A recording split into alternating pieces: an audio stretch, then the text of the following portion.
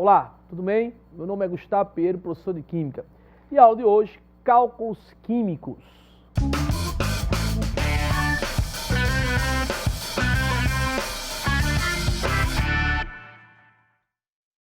Gente, estamos aqui mais uma vez trabalhando esse assunto maravilhoso que é a parte de Química. E agora vamos entrar em algo extremamente importante, que é o assunto de cálculos químicos.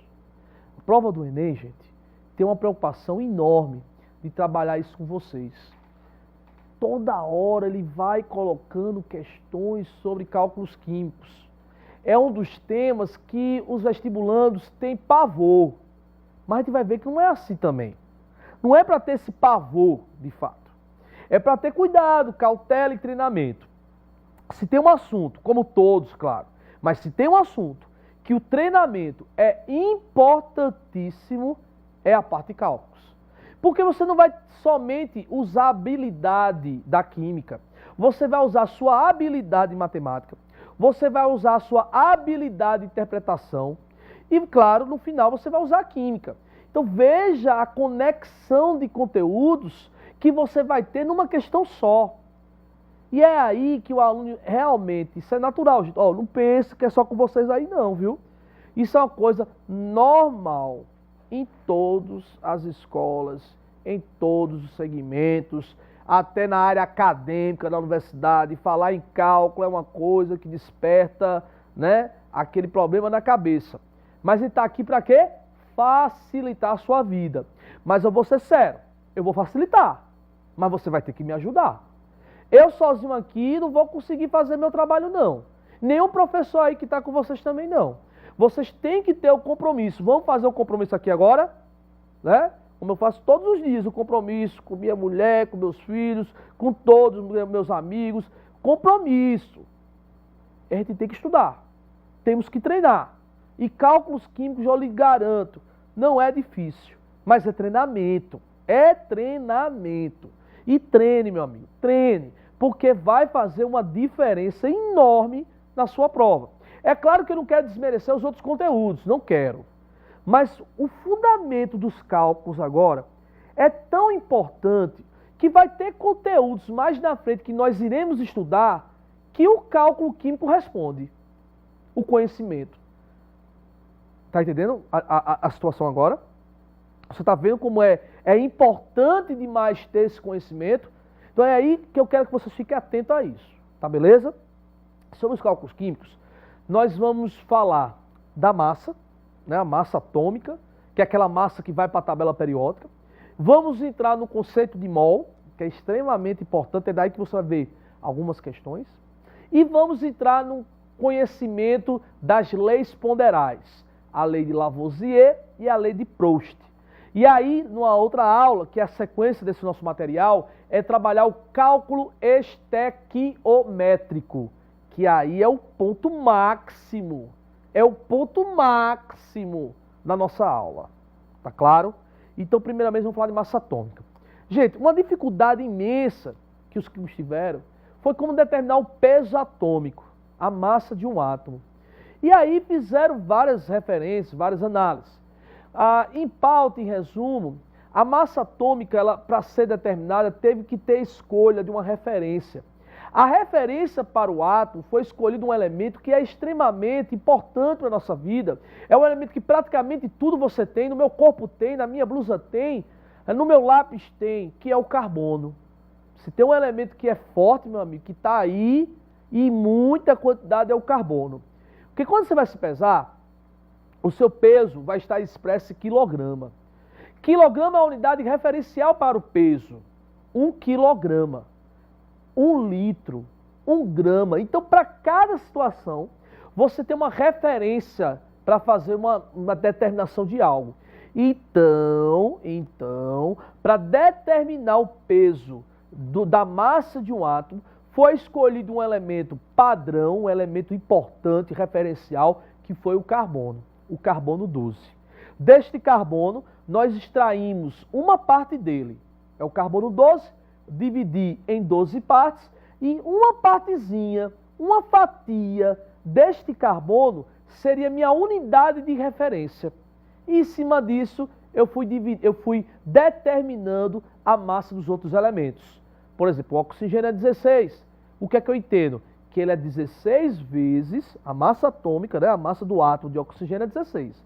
Significa que ele é 16 vezes maior do que uma unidade do carbono. E assim foi feito. Sendo que o que importa mais para nós, o que vai para a tabela, é a massa atômica de um elemento. E a massa atômica de um elemento químico, ele é você pegar todos os isótopos. O que são isótopos? Que tem o mesmo número de prótons que existem daquele elemento. E aí você faz um cálculo de uma média. Média que não vai ser aritmética. Uma média ponderada desses isótopos que existem. E aí, dessa média ponderada, você tem a massa atômica do elemento. Por isso que vários elementos da tabela periódica têm números quebrados. Então veja, falamos da massa atômica, a massa do átomo, escolhemos, e foi escolhido, claro, escolhemos, não, foi escolhido um átomo referencial, que é o carbono 12. Deste carbono 12, tiramos uma fatia, um dozeavos, que consideramos uma unidade, e aí foi por ela que determinamos a massa dos elementos. A massa atômica, a massa do átomo, perdão. Para os elementos, pegamos todos os isótopos, todos, que existem de cada elemento, e daí, desses isótopos, eu faço uma média ponderada. Média ponderada. E dessa média ponderada, você vai ter justamente a massa de um elemento. Média ponderada. Meu amigo, joga aí na telinha para a gente ilustrar isso.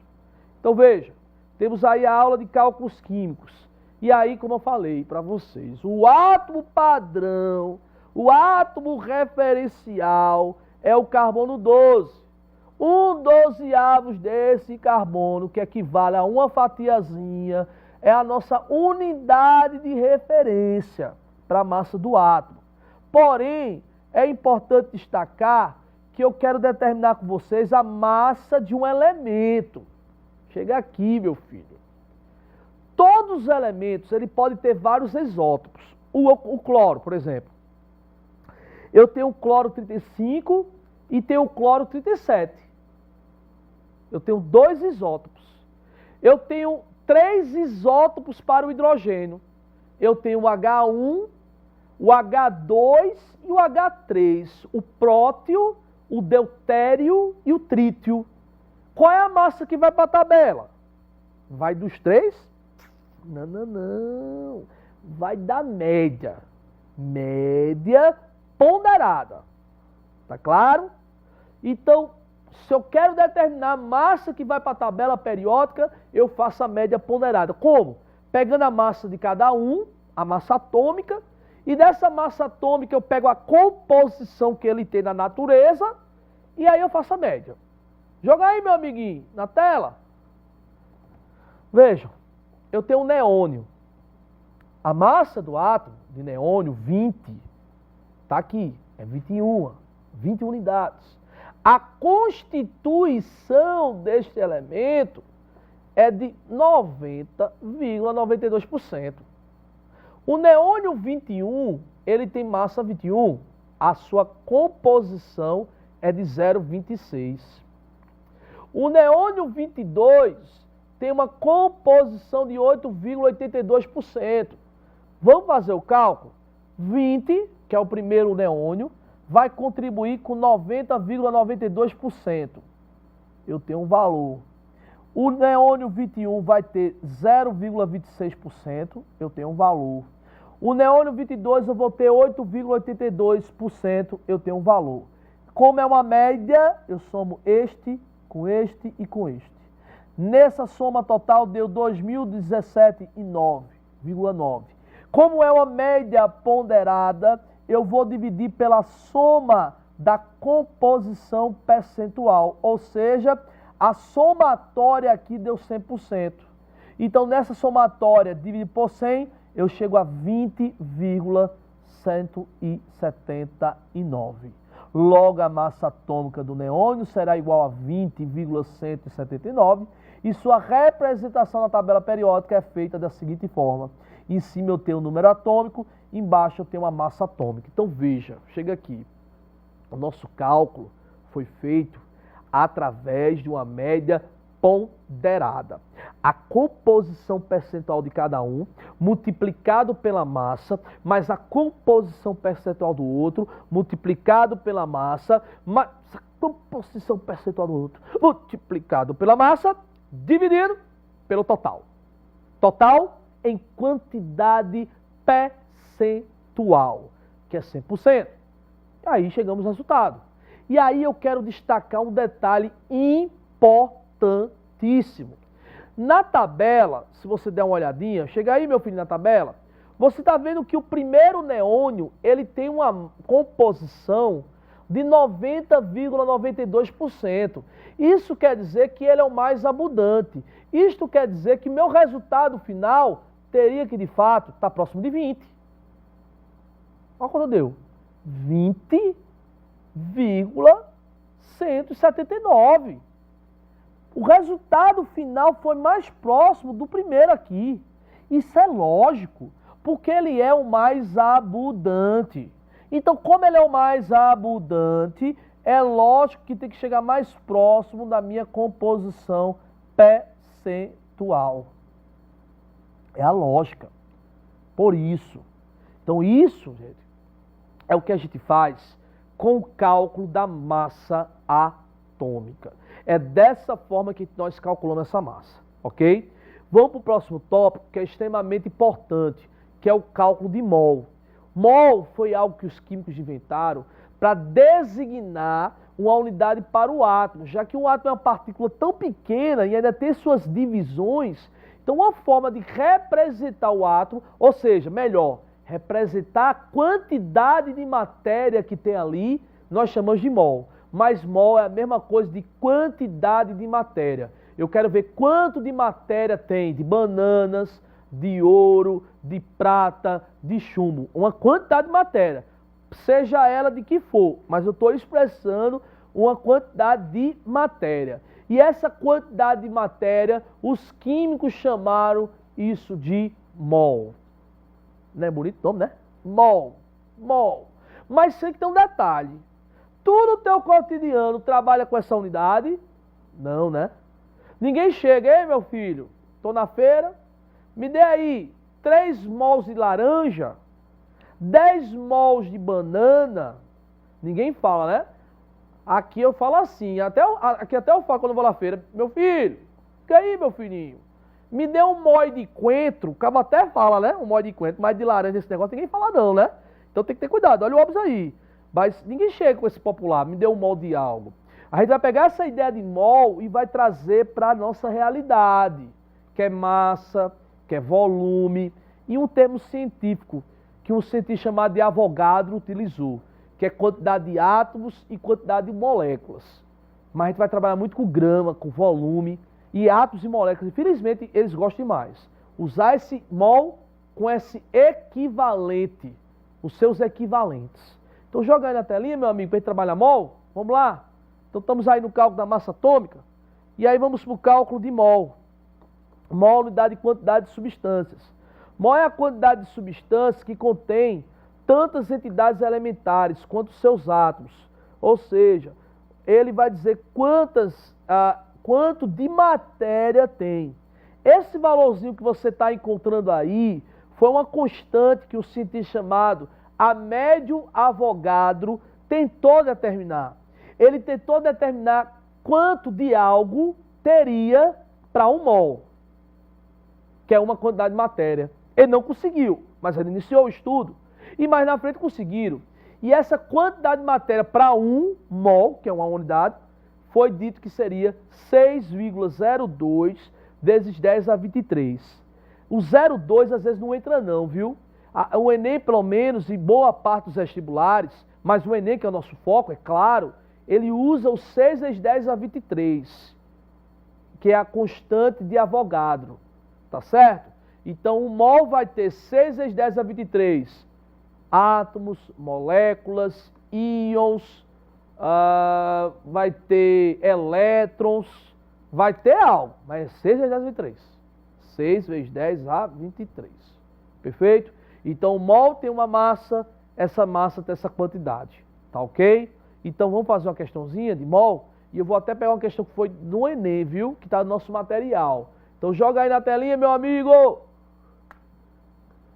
O brasileiro consome em média 500 miligramas de cálcio por dia, quando a quantidade recomendada é o dobro. Uma alimentação balanceada é a melhor decisão para evitar problemas no futuro. No futuro. Pois a osteoporose, uma doença que atinge os ossos. Ela se caracteriza pela diminuição substancial de massa óssea, tornando os ossos frágeis e mais suscetíveis a fraturas.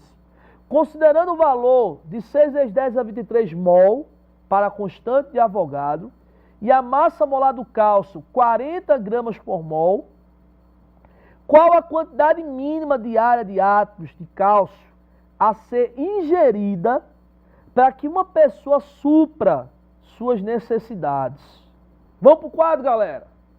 Veja, então, pelos dados que nós temos aqui, vamos extrair o seguinte: massa molar é a massa em gramas para 1 mol. Então, 1 mol tem 40 gramas de cálcio. Vejam que o que eu estou trabalhando essa massa molar é para o cálcio. E o mesmo mol tem uma quantidade de átomos, que essa quantidade de átomos eu tiro pela constante de Avogadro, que é 6 vezes 10 a 23. Vamos pegar o mais do dado? Porque sempre o cálculo químico é uma regra de 3. Está faltando um dado para a gente montar isso daí. Bota na tela aí, meu amigo, para ver o negocinho. Ele diz que o brasileiro ele consome em média 500 miligramas. Mas sendo que o recomendado é o dobro. Olha, chega para cá. 500 é o que ele consome. Mas o recomendado é o dobro. Então, o que é 500 miligramas passa a ser 1000 miligramas. Mas, vem aqui para o quadro. 1000 miligramas. Mas aqui não é miligrama que eu estou trabalhando, é grama. Então, 1000 miligramas equivale a 1 grama. Então, quando aqui é 1 grama, aqui vale X. Lembre-se que 1 irá multiplicar 6 vezes 10 a 23 e o valor de X irá multiplicar 40. Então, você tem que o valor de X, ele vai ser igual a 6 vezes 10 a 23 dividido por 40. Quando você faz a divisão de 6 dividido por 40, você acha que a resposta daqui é igual a 0,15 vezes 10 a 23. Se eu voltar uma casa daqui, a minha potência, ela não vai aumentar, ela vai diminuir. Então, veja que isso é igual a 1,5 vezes 10 a 22 átomos de cálcio, que é a alternativa, joga aí na telinha, meu garotinho, é a alternativa B, 1,25 vezes 10 a 22, ok? Continuando na telinha, eu quero mostrar duas leis importantíssimas para os cálculos, importantíssimas, que é a lei de Lavoisier, que é a lei da conservação. Ele dizia que no sistema fechado, a mesma massa que tu tem nos reagentes é igual à mesma massa que tem nos produtos. Então, eu tenho aí 56 gramas com 18 gramas, deu 74. Se no lado esquerdo tem 74, no lado direito também tem que ter 74. A lei da conservação, lei de Lavoisier. Na natureza nada se cria, nada se perde, tudo se transforma. O que tem do lado esquerdo é igual ao lado direito. Se aqui é 74, repito, aqui também é 74. Mas uma outra lei ponderal extremamente importante é a lei de Proust, a lei da proporção. Ele observava que entre os participantes existia uma proporção bem definida. Olha, 1 mais 8 deu aqui 9. Então, se você observar, a soma de 10 mais 80 deu 90. Veja, 5 mais 40 deu 45. É a lei de Lavoisier, professor. E cadê a lei de Proust? Está aqui, meu filho. Olha, de 10 para 5 caiu para metade. De 80 para 40 caiu para metade. de 90 para 45 caiu para metade. Então veja, galera, as leis ponderais são extremamente importantes para as reações. Aplicar a lei de Lavoisier e aplicar a lei de Proust é extremamente importante. A de Lavoisier, a lei da conservação. A de Proust, a lei da proporção. Lavoisier, o que tem no reagente é igual no produto. A de Proust é Lavoisier também, mas eu observo que entre os experimentos tem que ter uma proporção bem definida. É isso, gente. Trabalhamos a questão dos cálculos químicos, fizemos uma questão no quadro referente a mol, trabalhamos a lei de Lavoisier e a lei de Proust, que vai ser extremamente importante para o cálculo estequiométrico, e aí a gente vai dar sequência a esse mundo fantástico dos cálculos químicos, que vou repetir, eu fiz minha parte. Comecei a fazer minha parte. Sei que meu amigo professor aí também vai fazer a parte dele, mas agora é você. É você, meu caro aluno, você que está aí, que tem que treinar, porque é essencial trabalhar os cálculos químicos. Belezinha? Até a próxima aula.